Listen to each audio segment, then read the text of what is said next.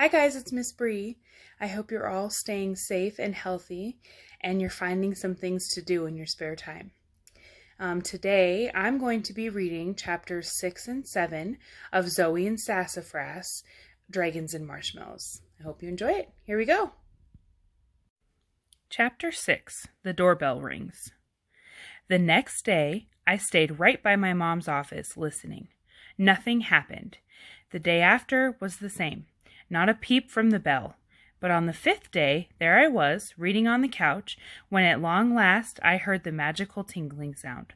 I popped up so fast I catapulted Sassafras out of my lap. He went flying through the air and let out a yelp, but landed on his feet.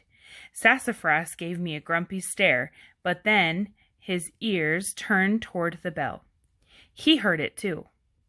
We both darted from the barn. We couldn't wait to see who needed our help. At the back door of the barn, I paused to listen. It was completely silent, except for the pounding of my heart.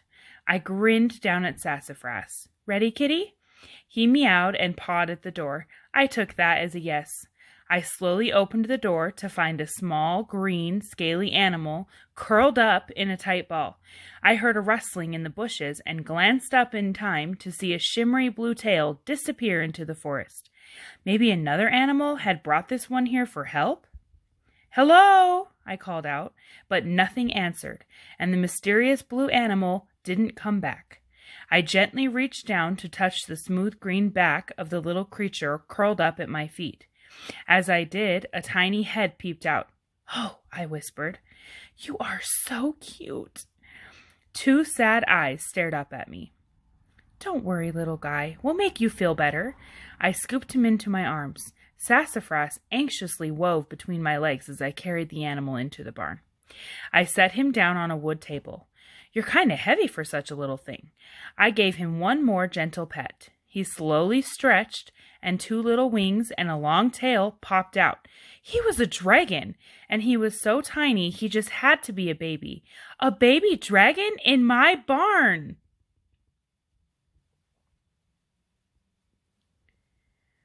"Hey, little guy, what's wrong? I don't see any scrapes or cuts, but you wouldn't be at the barn if you didn't need help." He seemed pretty weak. After looking around, he dropped his head down to the table and just lay there. Sassafras hopped onto the table and gave the dragon a good sniffing. The baby dragon's head popped up and he let out a little cough. A spark flew out. Sassafras shot through the air and landed on the ground with all his fur standing on end. Yikes! I need to move this guy. Before he coughed again. I need to find a place to keep him. I need to find a place to keep you that won't catch on fire. I looked around the barn. Let's see. Wood, fabric, and hay all burn easily. Bingo! Let's put you in this pen with the dirt floor. If you cough again, the dirt won't catch fire. Whew! Tucking the baby under my arm, I quickly moved him to the pen. Sassafras hung back and watched us from outside the pen. My kitty was no longer so sure he wanted to cozy up to our... Chapter 7, Hatching Snakes. Now that I was pretty sure our barn wasn't going to burst into flames, I needed to help the dragon. His tiny body lay there like a little lump. Poor thing! I circled him a few times. At first, I thought he might have a cold, but he didn't cough again. I flipped through my mom's science journals. There weren't any entries on dragons. I was stumped. I set the journals on the desk, which knocked my thinking goggles to the ground. Perfect! I dusted them off and popped them onto my head. I could feel a memory tickling my brain right away. Something that had happened last summer? Something with a forest? That was it! Last summer, Mom and I were on a walk.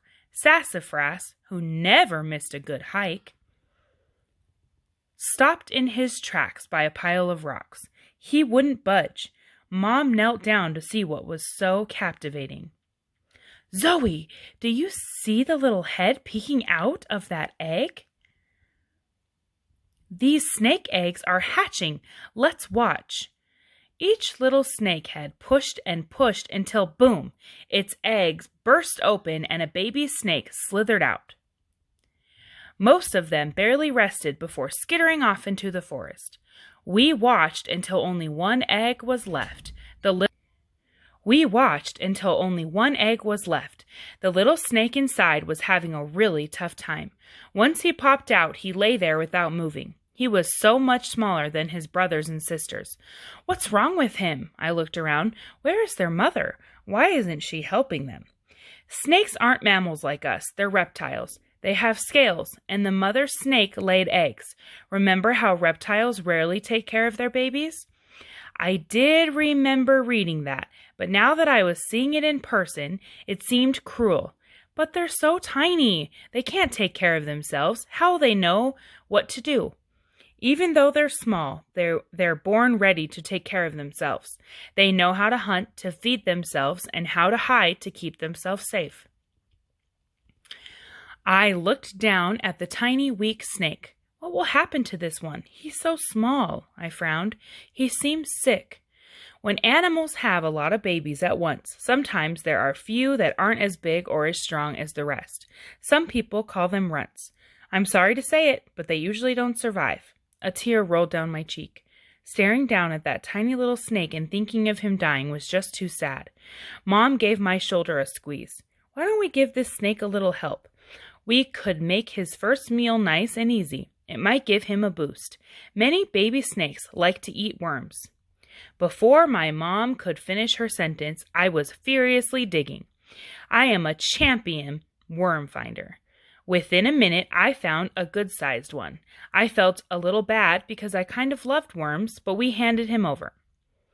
Mom gently wiggled the worm in front of the baby snake, and he perked up. He swallowed the worm in one big gulp. Sassafras yelped as the little snake came to life and bolted into the bushes. I patted my thinking goggles. That was it. Maybe this baby dragon was the runt of his litter.